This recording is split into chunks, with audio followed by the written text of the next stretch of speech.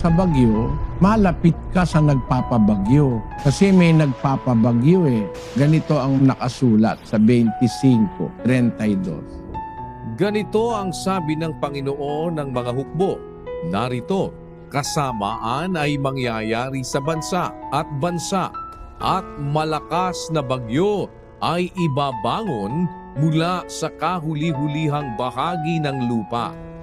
At ang mapapatay ng Panginoon sa araw na yaoy magiging mula sa isang dulo ng lupa hanggang sa kabilang dulo ng lupa.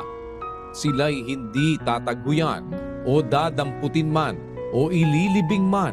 Sila'y magiging dumi sa ibabaw ng lupa.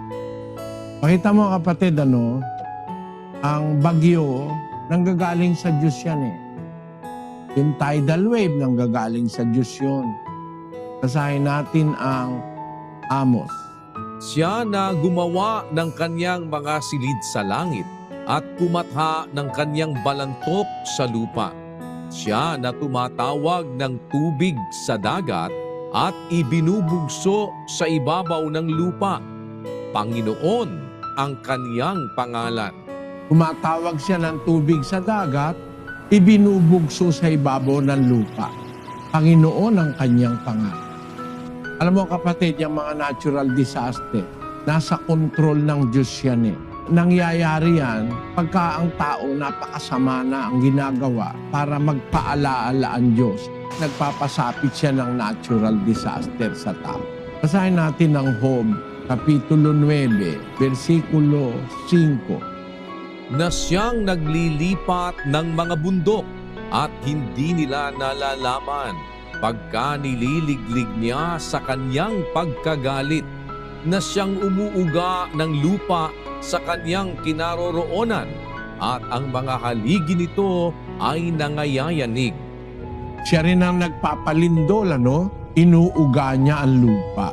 Dahil nagagalit siya, pagka nakakita ka ng lindol sa isang lugar, malakas, ay nagpapakita ng galit ang Diyos. Ganon din yung bagyo, ganon din yung tidal wave. Para wag kang matakot, dapat lumapit ka sa Diyos. Iingatan ka niya sa gitna ng mga yan. Kasi paalala yan ng Diyos para ang tao magbalik loob sa Kanya. Hindi lang natin naintindihan yung mga natural disaster na nangyayari.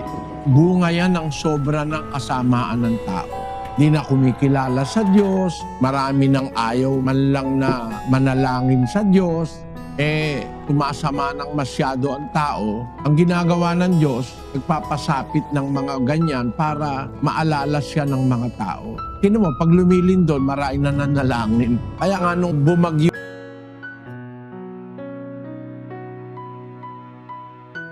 yung malakas na hangin at tidal wave, nabubunot yung mga puno ng nyug eh. Pero tayong kapatid, nadatnan dun sa may malapit sa dagat, wala na siyang makakapitan, kumapit siya, puno ng papaya.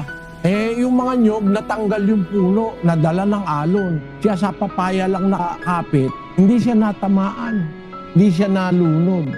Ayan, si kapatid na Arlene Verona. Itong kamakailan, may bumagsak na tulay sa Taiwan. Yung kapatid na nandun sa barko rin, awa ng Diyos, naligtas siya doon. Nakaligtas siya sa pagbagsak ng tulay. Kung mag-iisip ka, kaya ang nakapagligtas sa kanya, yung naalala niya yung asawa niya sa Pilipinas, kinuha niya yung cellphone niya, umalis siya doon sa punta doon sa may dulo ng barko. At tawagan niya kanya asawa. Nung oras na yon, nung bumaksak yung tulay, siya'y kapatid sa iglesia ng Diyos. Kaya ang masasabi ko, para wag kang matakot sa bagyo, lumagay ka sa tabi nung nagpapabagyo at magtiwala ka. Kagaya nga nun sa Yolanda. Pero mo, humapit lang siya sa papaya, yung mga nyog nagkakatangay, yung papaya hindi natangay. Biglang lumakas yung puno ng papaya. Meron talagang ganon. Mas mabuti yung meron kang kasamang Diyos sa buhay, hindi kanya pababayaan. Sabi ng Diyos, hindi kita pababayaan, hindi kita iiwanan. Iba na yung mayroong kang kasamang Diyos sa buhay.